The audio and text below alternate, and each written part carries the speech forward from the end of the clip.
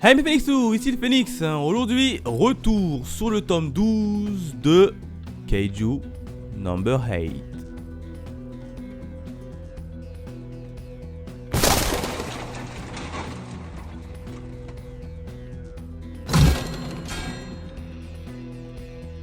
Comme d'habitude, retour sur la jaquette avec une très belle jaquette, puisqu'on a qui? On a tout simplement Oshina avec sa combinaison du Kaiju numéro 10 qui est assez stylé et ça, franchement, ça fait plaisir. Quatrième de couverture, il n'y a pas grand chose, il y a juste le petit résumé des familles. Et quand on ouvre la page, eh ben, on a une très belle page couleur. On a tout simplement Oshina quand il était plus petit et derrière lui, devinez c'est qui? C'est Shoshiro, son grand frère. Oui, on avait vu qu'il avait un grand frère dans les tomes précédents, mais on ne savait pas ce qu'il était devenu. Et puis là, on nous apprend ce qu'il est devenu actuellement, et ça quand même, ça fait plaisir. On tourne encore la page. On a deux autres pages en couleur. On a d'un côté, on a Reino et Kafka. Ça fait toujours plaisir. Et de l'autre côté, je me rappelle plus l'image, on a Kafka en version combinaison, en version nettoyeur. Et voilà ce que je pouvais dire en termes de bonus et de jaquette. Non, on a quand même une petite bonus. Quand on fait tomber la jaquette, j'avais oublié sous la jaquette, on a deux petites bandes dessinées comme ça qui sont assez sympas. Donc tu vois, il y a quand même les bonus qui sont présents. Alors c'est dommage parce qu'il n'y a pas des petites présentations des différents personnages ou acteurs qu'il y a dans ce manga, un peu comme Dan. Là dans les tomes de Kaiju, il n'y en a pas et c'est quand même un peu dommage parce que il faut quand même se rappeler les noms. Bon, après il n'y a pas énormément de noms à se rappeler, mais c'est quand même à souligner. Donc voilà ce que je pouvais dire sur la partie bonus jaquette. Maintenant on s'attaque directement à la partie review. Qu'est-ce qui s'est passé dans le tome 12 de Kaiju numéro 8? Trois événements. Le premier événement, j'ai envie de l'intituler comme étant le surpassement. Et oui, on a vu les combats de Kikoru, on a vu les combats de Narumi, on a même vu le combat de Kafka prendre fin. Il manque pour le moment encore deux combats, celui de Oshina et celui de Mina. Et devinez quoi? On les aura dans ce tome-ci. On va commencer directement par le combat de Oshina. Vous vous rappelez, Oshina, il est en train de se taper face au Kaiju numéro 12. Et la particularité du Kaiju numéro 12, vous le savez, c'est qu'il est capable de recopier un peu les techniques de ses adversaires. Et il est très fort sabre à la main, ce qui est également le cas pour Oshina. Donc là on va avoir un excellent duel entre les deux. Alors au départ, tu as Oshina qui essaye de le découper en 1000 morceaux pour essayer de trouver où se casse son noyau. Il le coupe à droite, la tête, le bras, etc. Il n'arrive pas du tout à repérer son noyau, sauf que là il réussit par inadvertance à retrouver son noyau bien caché. En fait il était caché tout simplement dans son cou, dans le cou du Kaiju. Là une fois qu'il l'a repéré, il va tout mettre en œuvre pour essayer de détruire le fameux noyau, sauf que en se mettant dans une posture pour attaquer, là en face de lui il tombe des nues car le Kaiju en face de lui reproduit exactement la même technique. Donc là, très clairement, on est face à un Kaiju qui est capable de recopier les techniques qu'il voit et de manière très rapide.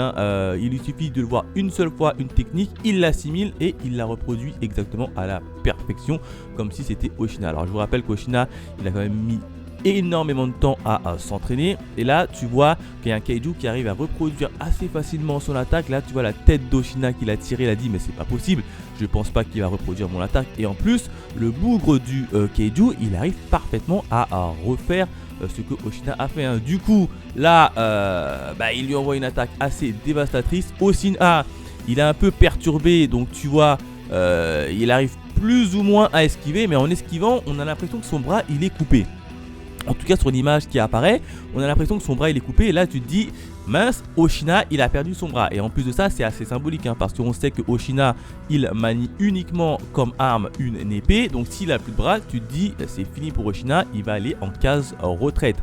Eh ben non, en fait il était un peu dans les vapes et c'est pas son bras qu'il a été coupé, c'est tout simplement la queue du Kaiju numéro 10 qui est venu s'interposer entre lui et son corps. Grosso modo c'est le Kaiju numéro 10 qui l'a sauvé et qui a vu sa queue être coupée par le Kaiju numéro 12. Donc là très clairement tu as le Kaiju numéro 10 qui a quand même sauvé la vie à Oshina. Et devinez quoi, c'est pas fini, c'est le Kaiju numéro 10 qui va un peu remettre Oshina au pied de guerre, sur le droit chemin. Et ça tu vois, ça fait plaisir. Et là on va apprendre un peu plus sur le frère d'Oshina. Et oui, hein, je m'étais un peu plaint dans les temps précédents qu'on n'avait pas connu, on n'avait rien du tout sur le frère d'Oshina. Ça vous avait juste été lâché là comme ça, comme quoi qu'Oshina possédait un frère. Alors on savait pas si son frère était vivant, si son frère était mort. Là ça a été dit et clairement, son frère est vivant. Si vous voulez, son frère c'est un peu le Narumi mais du côté de l'ouest. Si Narumi c'est un peu la pierre triangulaire du côté est, eh ben, le pendant du côté ouest, eh ben, c'est Soshiro, hein, de son nom, hein, c'est tout simplement le grand frère de Oshina. Et là on va apprendre rapidement le passé qu'a eu Oshina avec son grand frère. Si vous préférez, Oshina c'est un gars qui voulait tout simplement surpasser son frère en termes de puissance, en termes de combat. Et comme son frère il était assez fort avec sabre à la main, Oshina il s'est toujours dit je vais pouvoir le dépasser avec également un sabre à la main. Donc en fait c'était un peu, en quelque sorte c'était une petite rivalité, un peu la petite rivalité qu'il y a eu entre Sasuke et son frère, tu vois. Là en fait c'est exactement la même chose. Donc Oshina a tout fait pour essayer et tenter de dépasser son grand frère, mais à chaque fois il n'arrivait absolument pas à le dépasser et du coup ça le frustrait de plus en plus. Et puis là tu as le Kaiju numéro 10 qui va dire non, en fait c'est pas le fait que tu souhaites dépasser ton frère qui te donne envie de te battre avec le sabre, c'est tout simplement c'est que tu es un gros bourrin et que tu kiffes ça. Ah non, j'ai franchement adoré le fait que le Kaiju numéro 10 remette un peu en place Oshina dans le droit chemin et qui lui dit non en fait c'est pas parce que tu voulais surpasser ton frère que tu aimes les sabres, mais c'est plutôt parce que tu kiffes combattre avec les sabres et tu es en fait un gros bourrin. Et puis là Oshina il a pris conscience qu'en fait effectivement c'est un gros bourrin, ce qu'il kiffe c'est principalement se battre avec un sabre à la main, mais c'est pas du tout de surpasser son frère. Et puis là il s'est un peu redonné espoir, il a commencé à foncer sur le Kaiju numéro 12 avec une nouvelle technique, hein. Alors là il avait une technique, mettant qu'il sait où se trouve le noyau, il a mis en place une technique assez dévastatrice, hein. Il a utilisé une technique qui permet de cibler et de frapper avec une grosse force 12 fois au même endroit. Du coup ça a permis un peu de mettre à nu le noyau du Kaiju numéro 12. Du coup le Kaiju numéro 12, t'inquiète pas, il est assez robuste, il referme rapidement là où son noyau se trouve.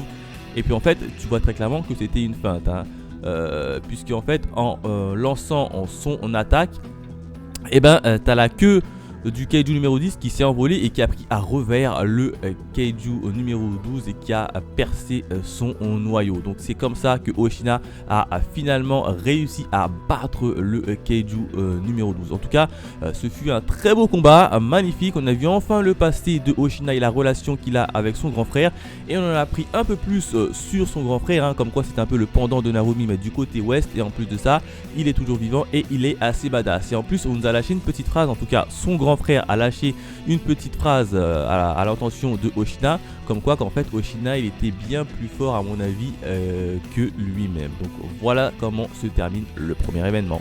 Le deuxième événement, j'ai envie de l'intituler comme étant le monolithe. Et oui, hein, le monolithe, vous savez c'est qui? Eh ben c'est tout simplement le Kaiju numéro 14, hein, qui a été envoyé pour littéralement stopper Mina.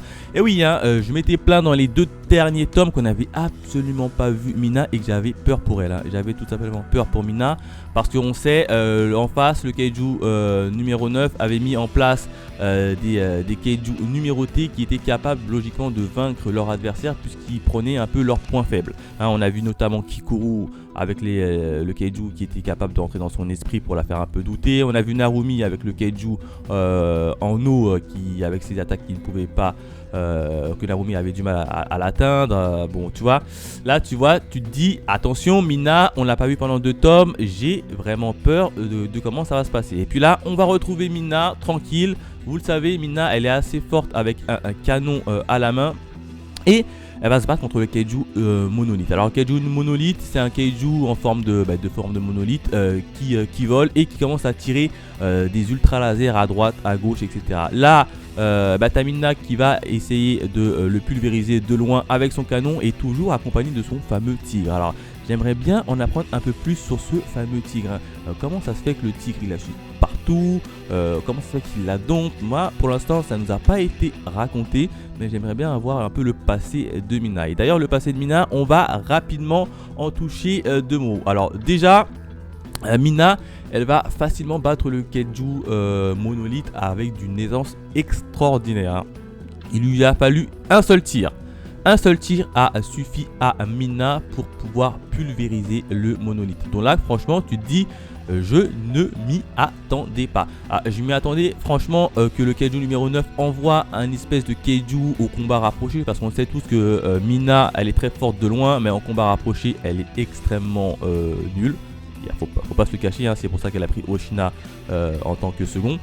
Puis là je me suis dit il va l'envoyer un petit Kaiju comme ça. Non, il envoie un Kaiju qui combat également à distance. Donc là il y a une petite erreur quand même du Kaiju numéro 9 où j'ai pas très bien compris sa stratégie. Mais ensuite on va comprendre par la suite sa stratégie et pourquoi est-ce qu'il a envoyé le Kaiju en forme de monolithe auprès de Mina. Mais ça je vous reviendrai bien évidemment bien après. Et puis là, Mina, elle arrive à battre aisément le Kaiju monolithe. Et puis on va voir un peu le passé de Mina. Alors comment ça se fait que Mina, elle est devenue assez puissante? Alors très clairement, déjà toute petite, elle avait une force fulgurante, hein. On l'a vu, elle s'entraînait. Déjà toute petite, elle mettait des sacrés coups grâce à son arme face au Kaiju adverse. Tu te disais franchement elle était très forte. Puis là tu as un peu les autres instances des forces d'autodéfense qui l'ont un peu vu.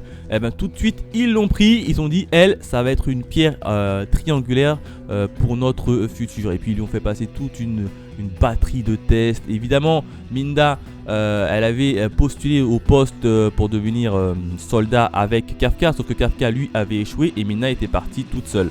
Du coup Mina s'est sentie un peu seule, elle avait peur et elle n'avait pas le réconfort que de Kafka qu'elle a comme d'habitude. Et là, elle a un peu voulu à Kafka, hein, comme quoi Kafka lui avait dit ne t'inquiète pas Mina, je serai toujours là, je serai toujours à tes côtés. Et puis là, tu vois Mina, elle est un peu passée sous triple, elle passe beaucoup de tests, on veut savoir d'où vient sa puissance, etc. Et Mina, tu vois, elle est assez fragile, elle a peur, elle était petite, c'était une gamine, elle avait drôlement peur. Et là, franchement, elle en a voulu comme pas possible à Kafka, comme quoi il lui avait abandonné, que c'était un menteur, etc. Et franchement, c'était sympa, franchement c'était sympa à voir. Et je pense qu'elle en veut toujours quand même à Kafka. C'est pour ça que dans les premiers chapitres, quand on a vu que Kafka avait retrouvé notamment Mina, Mina elle, quand même, elle tirait la tronche, elle ne le souriait pas. Alors au fond d'elle, elle était heureuse de retrouver Kafka, hein, au fond d'elle. Elle était heureuse de retrouver Kafka. Le problème, c'est que comme Kafka lui avait promis qu'elle sera toujours là à ses côtés et que quand ils lui ont fait passer une monumentale de batterie pour en apprendre un peu plus, etc. Sur elle, elle était toute seule, elle flippait. En plus de ça, on l'a envoyée au combat, elle avait 12 ans face à des Kaiju assez puissants. Et on lui dit quoi? On lui dit mec, pour sauver la vie de tes camarades, tu dois battre ce Kaiju. Donc elle avait une grosse responsabilité étant toute jeune et elle était toute seule. Et franchement, elle aurait bien voulu l'appui de quelqu'un et notamment l'appui de Kafka comme il lui avait promis. Et Kafka, malheureusement, il n'a pas pu atteindre son but puisqu'il a été recalé lors du concours. Donc là, elle en lui a voulu terriblement. Le troisième événement, j'ai envie d'intituler et si on recommençait. Et oui, puisque à la fin du combat opposant le Kaiju numéro 14 face à Mina, et ben là tu te dis ça y est, c'est fini, ils ont gagné, ils ont battu tous les Kaiju numérotés, donc tout le monde est content. Erreur, absolument pas. Le Kaiju numéro 9, il s'invite comme ça devant les télés de tout le monde, hein, très clairement. Et puis là, il va commencer un petit dialogue avec les humains. Ils vont dire oui, franchement bravo à vous, vous avez réussi à déjouer mon plan et à battre mes Kaiju numérotés. Franchement, je ne m'y attendais pas et en plus de ça, vous avez surpassé mes attentes. Mais ne vous en faites pas, ça c'est qu'une partie de mon plan. Puisque j'ai un deuxième plan et mon véritable plan c'est quoi? C'est tout simplement de récupérer la personne qui a toujours réussi à battre mes Kaiju que j'avais mis en place, assez important, assez imposant pour réaliser mes plans. Il y a une seule personne qui les a toujours défoncés et cette personne c'est Miwa. Là très clairement les gens ils comprennent qu'en fait le Kaiju numéro 9 il veut s'accaparer la puissance de Miwa. Donc il veut kidnapper Miwa et il veut faire exactement la même chose que Isao a subi, hein. C'est-à-dire il a détourné l'attention à droite. Pendant ce temps-là, le Kaiju il est venu, il a récupéré Isao et puis s'est barré. Là, franchement, c'est la même chose, hein. Il a envoyé des Kaiju un peu disséminés à droite à gauche. Il a séparé les plus forts combattants, hein, les Narumi, les Oshina, les Kikoru. Il les a un peu disséminés à droite et à gauche. Et là, normal, il dit ne vous inquiétez pas, mon vrai objectif c'est tout simplement de récupérer Mina. Et le bougre, devinez ce qu'il va faire, c'est qu'il va se téléporter directement à côté de Mina. Et il va se téléporter comment? Eh bien grâce au fameux monolithe. Et oui, hein, le fameux monolithe qu'il avait mis face à Mina, il l'a pas mis là par hasard, hein. Il l'a mis à cet endroit là parce que en fait le monolithe il a une capacité, c'est qu'il est capable d'être